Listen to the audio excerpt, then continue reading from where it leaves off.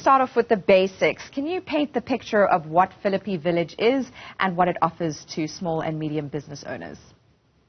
Absolutely, thank you. Let's hope that I don't get too tongue-tied myself. Philippi Village is an amazing integrated mixed-use development, and it's situated in the heart of Philippi.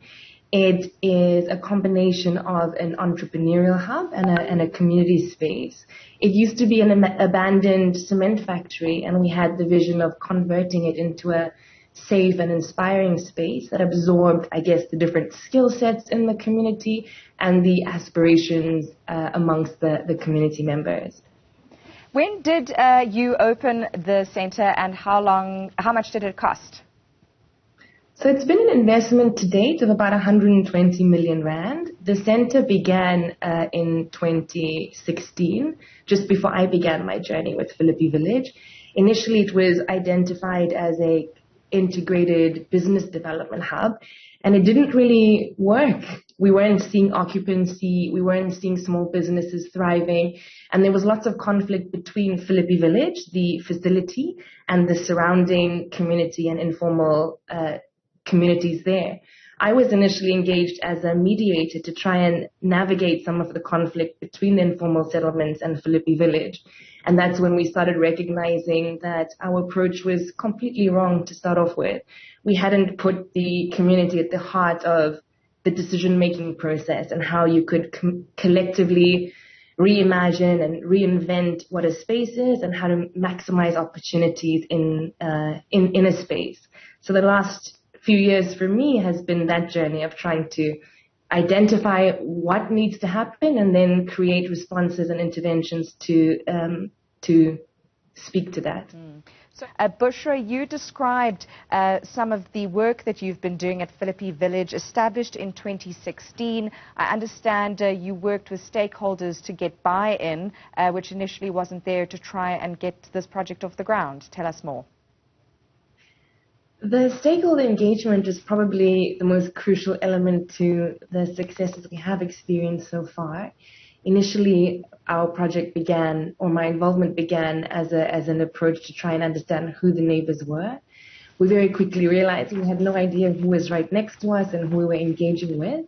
We started this process through a mapping exercise, very basic, paper-based maps, surveys, where we mapped about 1,700 homes, asking everything from combined household income, education levels, to two softer questions where we said, if you could have anything in a space like Philippi Village, what would it be?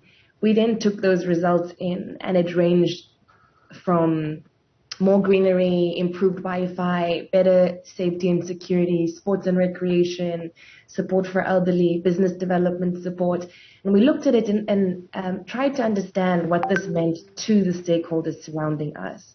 We used a couple of months to test these activities. So, for example, under sports and development, we didn't just make assumptions. We tested everything from rock climbing to putt-putt to soccer to understand who would use these spaces, how would they be used, how would different people at different times use the same facility differently, and how can space create a shared experience? Where's the shared value?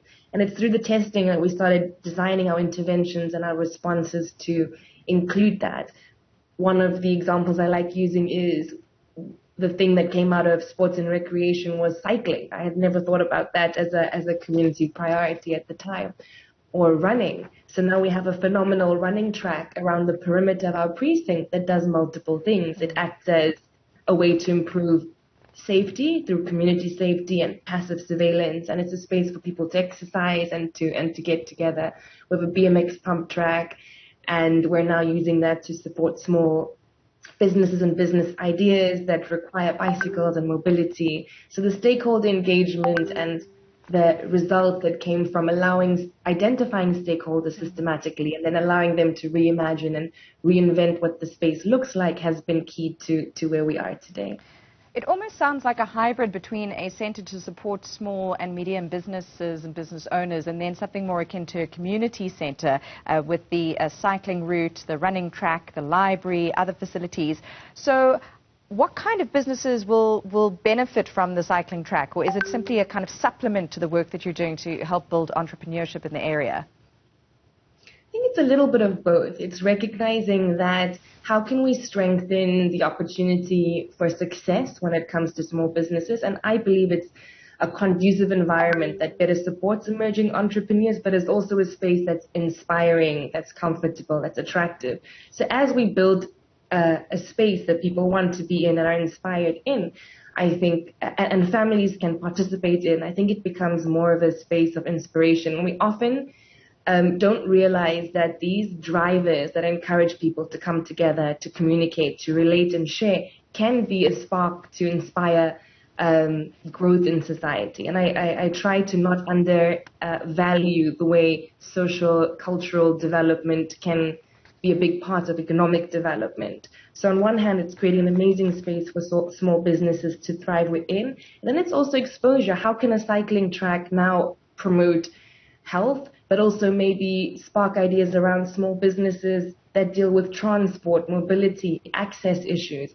I think it's creating the space in which these conversations can happen and ideas can take shape.